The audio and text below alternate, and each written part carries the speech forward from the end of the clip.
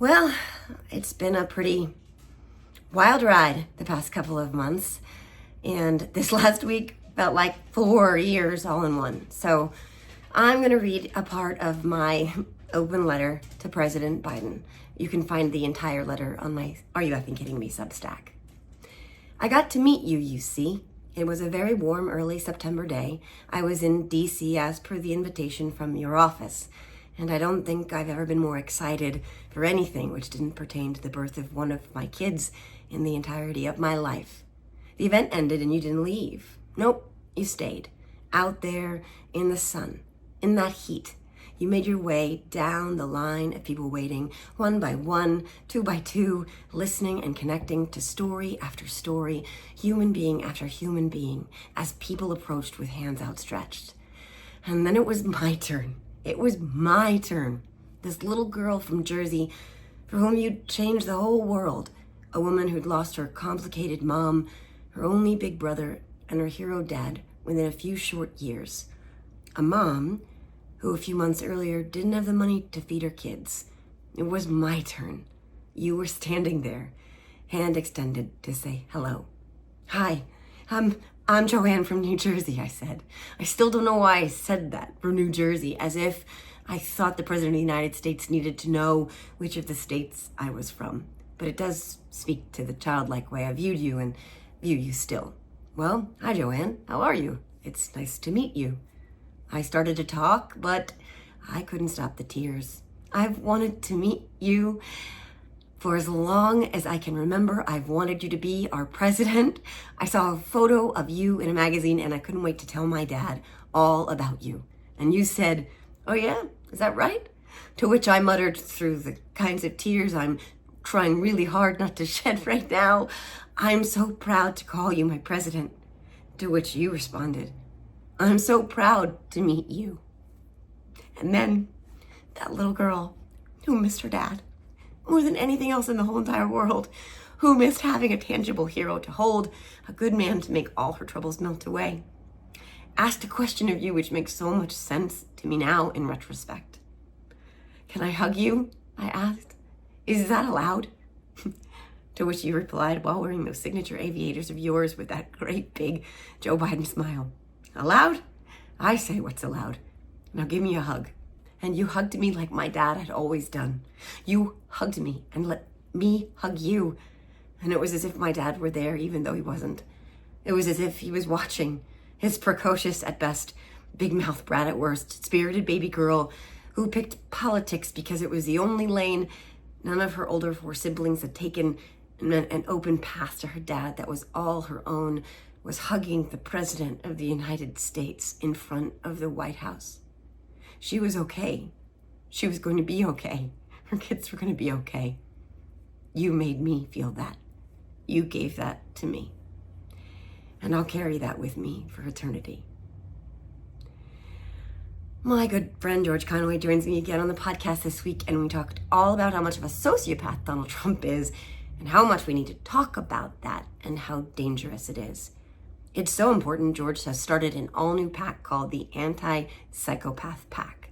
The Anti-Psychopath Pack is dedicated to highlighting Donald Trump's mental instability, bringing it to the forefront of national discussion. They're doing everything they can, from television and digital ads to billboards and voter education programs, to prevent Donald Trump from returning to the White House. We have to stop this psychopath. We have to. And we will. Welcome back to the Are You Effing Kidding Me podcast, my friend George Conway. Hi, George. Hi. Good morning. How are you, Joanne? Well, I'm just getting kind of joined you now, What? Say what? I kind of joined you now. The name of this podcast is Are You Effing Kidding Me? And I now have a website that says Trump is effing nuts. So we're all into the F word now. I mean, well, yeah. I mean, I'm from Jersey. It is that. I mean, we have reached that stage in human development.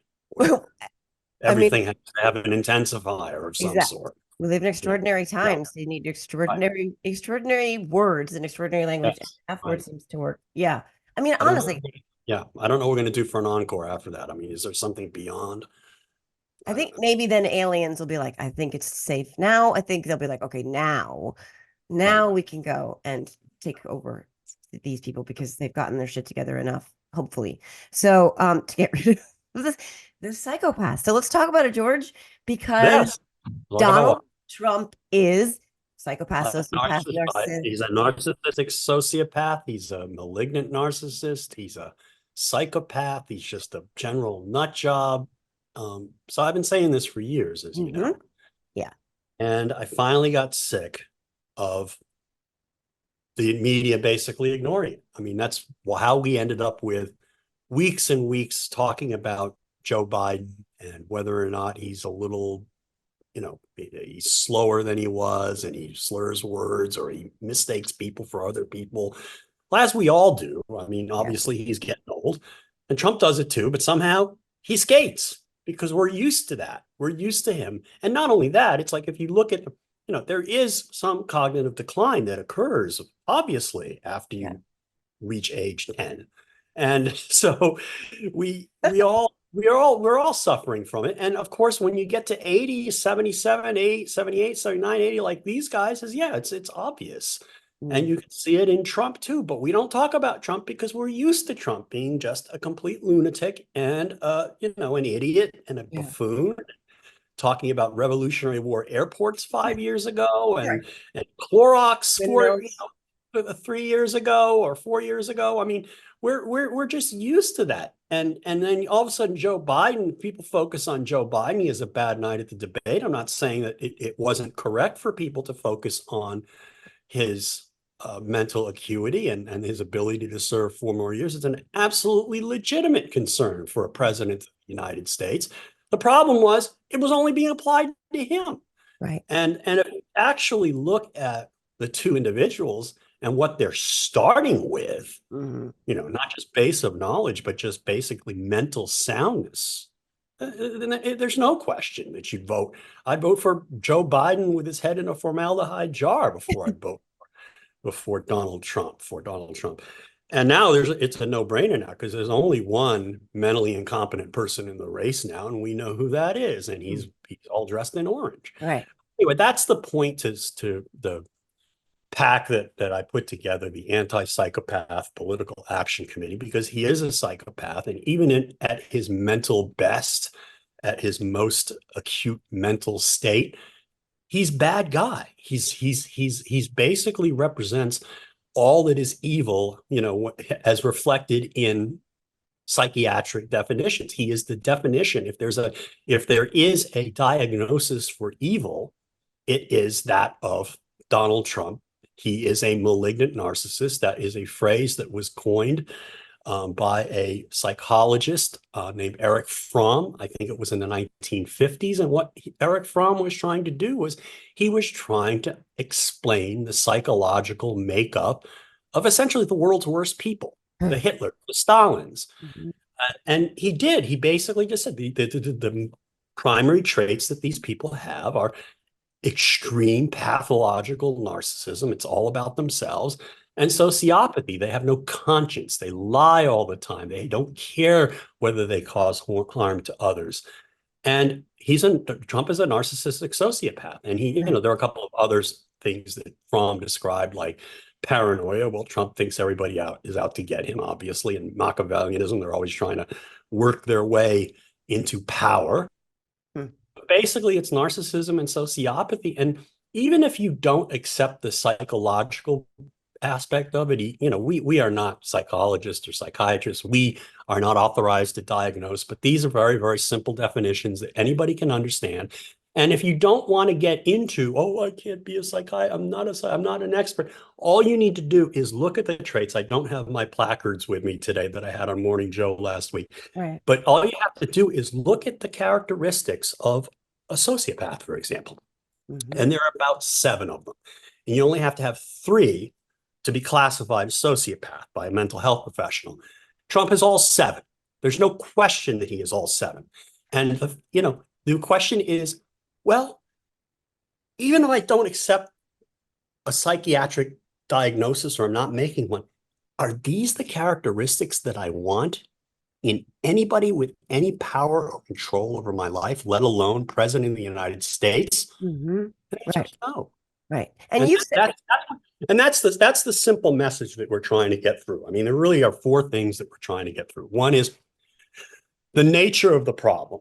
I mean, why, that he's a narcissistic sociopath and why that's dangerous is the second thing. And the second thing about it is that explains every bad characteristic about him. yeah, The I want to race, talk about that. Yeah. the misogyny, the authoritarianism, okay, the desire for revenge, all of the negative aspects of his personality are explained by his mental conditions.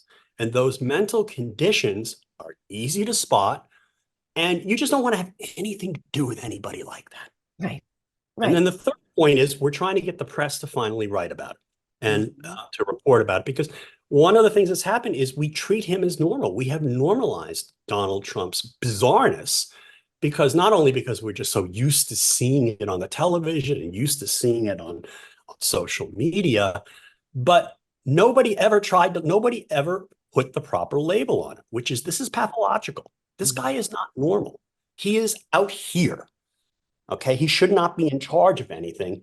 And once you sort of try to normalize him and say, well, he's got a different approach, or he's kind of rough around the edges, or whatever it is they say about him in a given moment. And then they say, oh, it's the new Trump. And then it's the new Trump. Oh, he's got a new tone. He didn't scream at anybody today.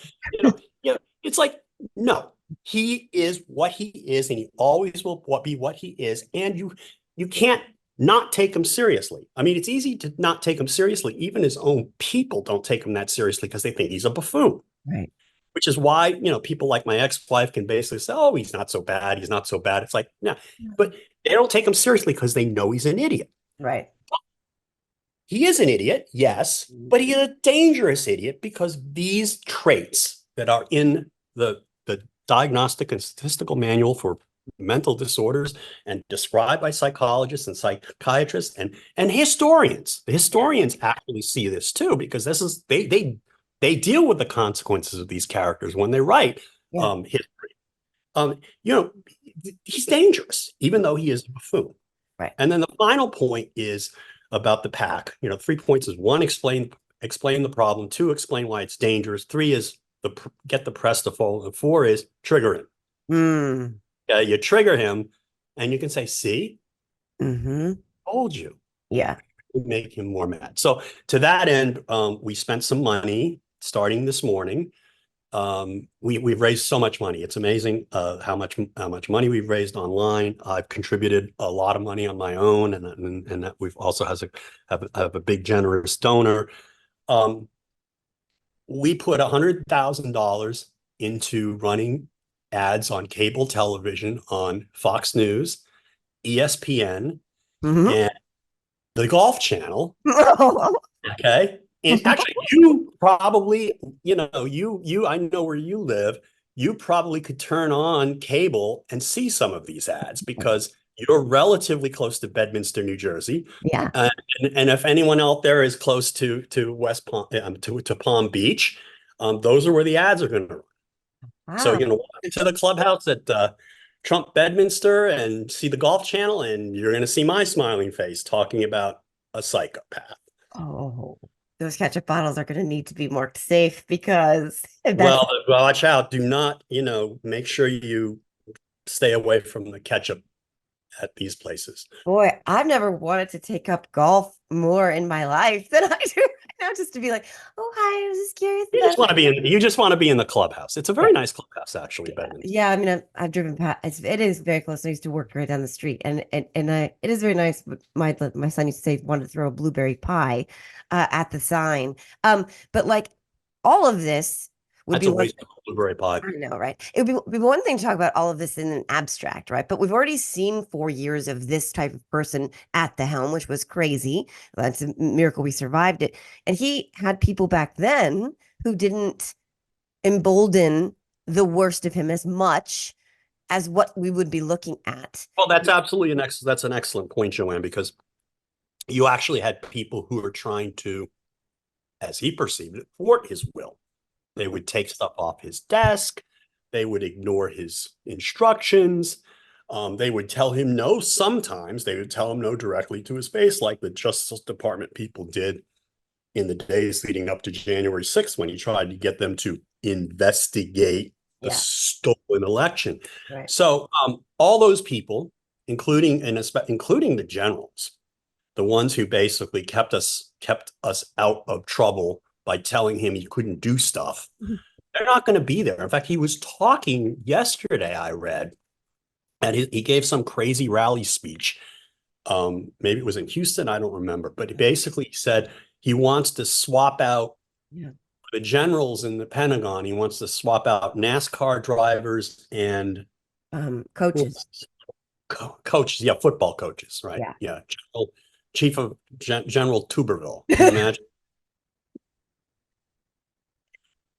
Oh, But what is, I just want to see, maybe you can answer this, because I've long tried to understand the thing with him in the military, because I know that his dad sent him to military school and that he had trouble with authority there. And he doesn't just hate the military. There is something deeply rooted in his psychology, I feel like, because like it's so extreme the way he talked about McCain, the way he was triggered by McCain. He even last night, like you said, saying he'd replace the generals. He's always called them stupid. He wanted to kill Milley. So do you think that there's some kind of deep psychological thing with him and the military? yes. I mean, it's all a function of his narcissism. All right. He doesn't like not being the center of attention. He doesn't like people who outshine him. He doesn't like people who show him up in any way. And people who have courage, physical courage, moral courage, the kind of courage that it takes to be a successful military officer or a soldier generally. He doesn't like that. He doesn't like the fact that they're praised for sacrificing themselves or putting their lives at risk, because it's something he would never do. Yeah. And so to see others praised for that, praised for something he knows he's not capable of doing, and not even capable, not just capable, not capable of doing, but not capable of even understanding. Yeah. Not even capable of understanding. He doesn't understand what motivates people, for example, to oppose him politically. He thinks it's all like, he thinks everybody's doing it for money because that's what he does, or for power, or for attention because that's what he does. Okay, he doesn't understand anybody who is acting on motives that don't motivate him. And he particularly hates people in the military because, you know, they act with honor. He doesn't have that honor. Right. He knows. And that's the deep psychological roots of it. And narcissists are very, very jealous. They do not like, you and I know this, they do not like people people who outshine them or make them feel insecure. And that's what military people do to Donald Trump. That's why he thinks of them as suckers and losers. I'm above them because I would never give my life for my country. Right. So right. Yeah. Right. It's very, very twisted. And it just tells you a lot. I mean, he is everything, you know, if you, again, it goes back to the psychological traits of a sociopath. All of those traits and an extreme narcissist, all of those traits are traits you do not want your children to have. No. You tell your children, be modest, be kind.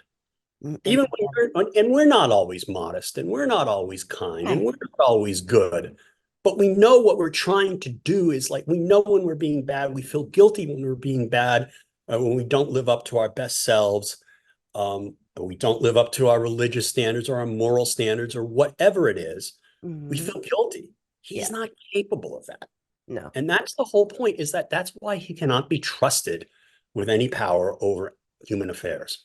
No, and certainly not with, like we just said, a team that would just embolden the worst of him. But I want to know, you know, how this relates to three people. And those three people are JD Vance, right? So does JD Vance fit into the the pocket where Trump would want his vice president to be?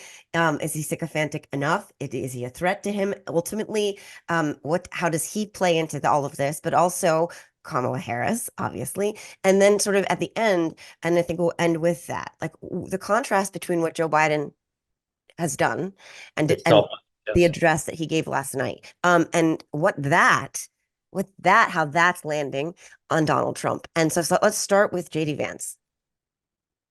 Well, JD Vance, I mean, I don't have a psychoanalysis of him. It's just too early, and I'm not that skilled at it. But my point about him is it's one thing to go and say, I gave Trump the benefit of the doubt, as I did, and just say, what is wrong with the guy? And then conclude, wait a minute, this guy is totally, yeah.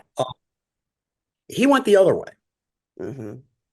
You can't go the other way and be an honest broker. You can't go the other way, right? You can just say, oh, he couldn't possibly be as bad. And then you say, oh my God, he really is that bad. You can't say, oh, he's terrible. And then say, oh, he's not so bad. There's nothing that that Donald Trump has done over the past 9 years that he has been in political life that would lead you to conclude that he is a better person, smarter person, more moral person, better leader person, more sane person than you otherwise had thought he was. Okay. So anybody who has had the transformation, that reverse transformation, like JD Vance, is doing it for some reason other than good faith. And with him, it's simple. He's clearly an opportunist, a manipulative opportunist. I mean, he was basically a kind of liberal in law school from everybody. I mean, I was talking to some people who knew him in law school the other day, and he and his now wife were basically, they were moderate to liberal. Yeah. And his book wasn't all about how the working class got shat on by the elites. It was like how the working class, in America was declining because it had bad habits. Okay. Everything about him, he stands on his head. He turns all the way around. There's nothing authentic about him. And I think at the end of the day, that's why, he's upside down. His numbers are upside down almost immediately. People can see through that. They can see Trump, the Trump's advantage actually is, in a way, you see what you get what you see, or you see what you, because, they think he's honest because he just says whatever the hell comes to his mind. I mean, he's honest. I mean, but he is. No filter. He's right. I mean, actually, the only time he's honest, as I like to say, is when he's at his most malevolent. And so people think of him as being honest because he just expresses the malevolence that other people are unwilling to express. But with JD Vance, he comes off as a total fraud. Yeah. And that's and then you talked about Kamala Harris. I think, what I've been trying to figure out the vice president for a number of years, because I remember in 2019, I started actually paying attention when she decided she'd run for president. I remember watching the tapes of that huge rally that she had in San Francisco to kick off her campaign. And I remember seeing her give interviews. And I remember one morning she gave an interview, and I think it was on Morning Joe, and it had to do, I think, maybe about Ukraine.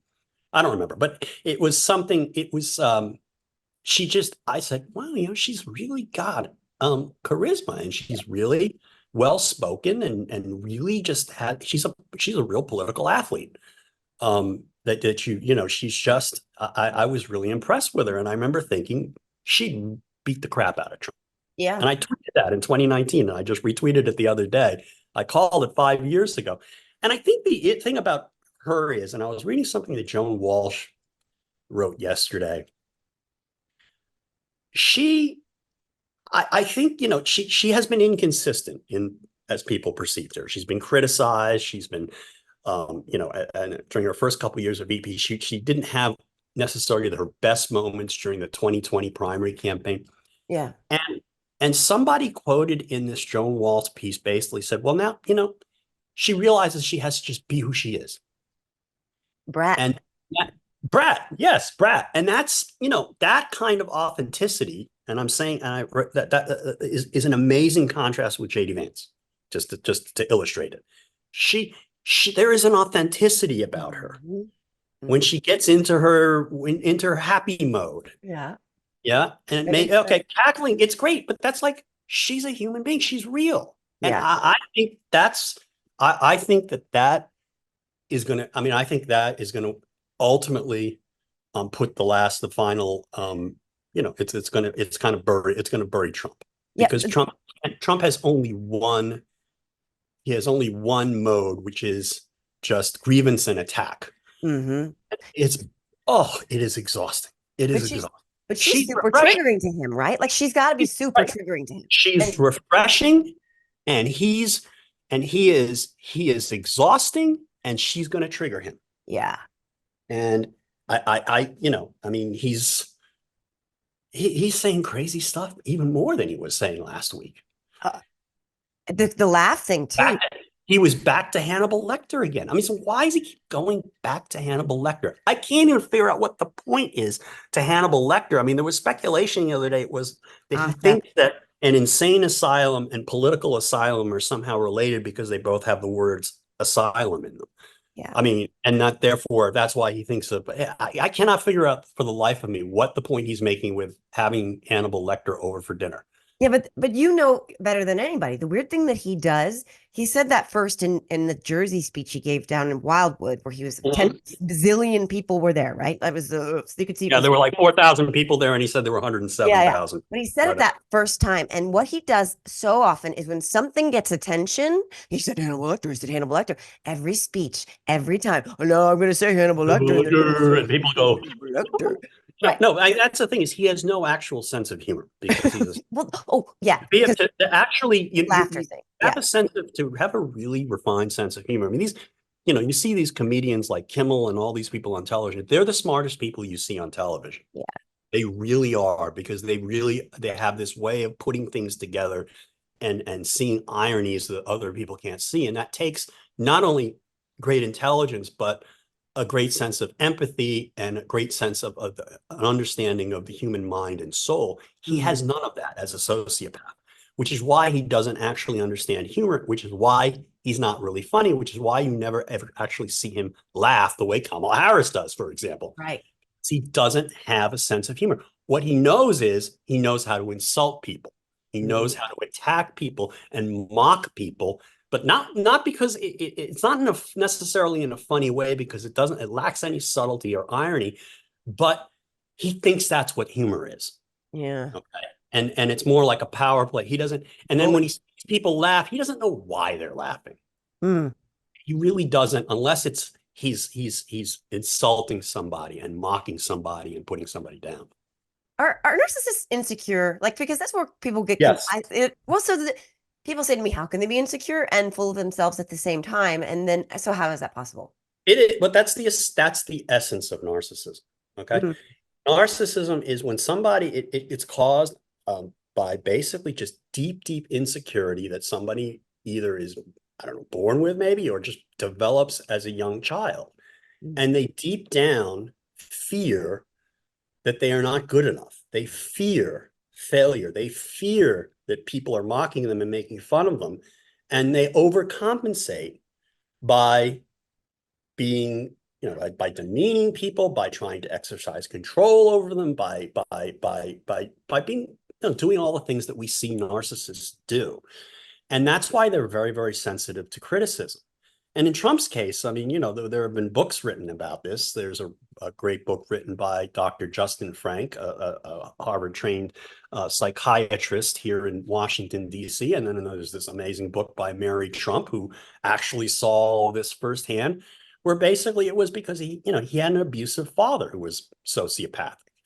And that was part of, and he had a mother who was very remote.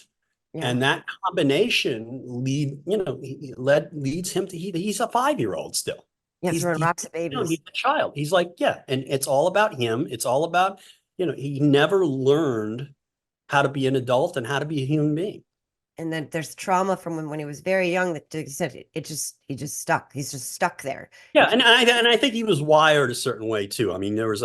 There's a description of him, of a neighbor remembers him when he was like 5 or 6 years old, throwing rocks at a toddler's playpen in a neighbor's yard. Okay. And Trump tells a story about he assaulted a teacher once, and he got sent to military school because his father found, a set of knives, not kitchen knives, but weapons in his bedroom. That's why his father sent him to the New York, that New York school, whatever the military school is. I didn't know that. Yeah, no, I mean, he was never, as I say in these ads, he was never right in the head. No. And just to wrap up, because last night, Joe Biden gave that address. I'm very obviously emotional about it because I'm a Biden stan to a fault. But let's just contrast how Trump could never do anything like that. But Joe Biden let go of power. Donald Trump incited an attack on the Capitol to hold on to. No, I mean, I think of you think of the scene in Hamilton where Washington says, "I'm going to say goodbye." I mean, it was really touching and moving, and it shows the difference. To be in politics, you have to have a certain amount of narcissist in you. Okay, you have to believe in yourself. I mean, narcissism is a spectrum. There's just the extreme form that Trump has that basically causes you to lie, steal, cheat, do whatever it takes to get ahead. But then there's regular everyday narcissism that you have to have just to get by. Like, I have to believe, we're gonna this podcast is gonna come out nice and people are gonna be happy with it, even though some people won't. Right? You have to have a positive outlook. Yeah. And Joe Biden, he believed he could win. And that's because that's just Joe Biden's makeup. There's nothing wrong with that. Yeah. But at the end of the day, he listened to people and realized it's not about him. Yeah. And that was, that's for a guy like him, that's he spent 50 years in public life, and 50 years, you have to have a desire to have people like you. You have to run for public office at that young age when he ran in Delaware, and to stay in the Senate, and then to be vice president, to do all these things. There's just so much exhausting to think about. You have to be a bit, you have to have that personality that wants to take everything on. But at the same time, you want somebody who understands at the end of the day, it's not about them. And that's what we want in a public servant. And that's why, what Joe Biden did was so touching and moving and inspiring that, despite he really did believe. And I think I can't say he was wrong. Yeah. They are, I think he could have won this election. I don't necessarily believe that he's going to do as well as Kamala Harris will do, but I don't know that. Yeah. And so I really, it was difficult for me as someone who was not as much of a Biden stan as you, but who admires Biden's character and the fact that he was willing to step up in 2020 and what he has done to basically try to get our democracy and our government back on track, even if I disagree with some of the policies. I was moved by it. Yeah. So, and so it's the contrast. And I wish him well, and I think history is going to be very kind to that man, and should. I think he's saved. Now, okay, I have dust in my eyes. I'm sorry. Oh my God, I kind of live there. It's always this swing for me, this pendulum swing with him and with all of this. I cry every night pretty much, but I said he smells like. No, we've been talking about it for the last few weeks. It's been rough. And you're always you very gentle. You're like, yeah, these people are attacking Biden and then I'm like, okay, well, I get it. I know why you feel that way, but they're both sides have points here. Yeah. But the important thing is everybody's unified now. Yes. And energized. Not just the Democrats, but there's a whole. And this is what happened in Poland, and this is what needs to happen here. Is there has to be a pro-democracy coalition. Yes. Not pro-Democrats, but pro-democracy coalition that basically says, look, we have the system we have. Let's not destroy it. Let's work within the system together to try to make things better. And there are lots of things we actually agree on if we actually take the time to talk them through. Right. And we can't have the disagreements if we don't have the kind of functioning government that allows for those disagreements to take place. So let's fight about the other stuff later. The last point I want to ask you really fast, and then we'll go. What is the fourth prong about how are we going to trigger him? How are we going to poke him?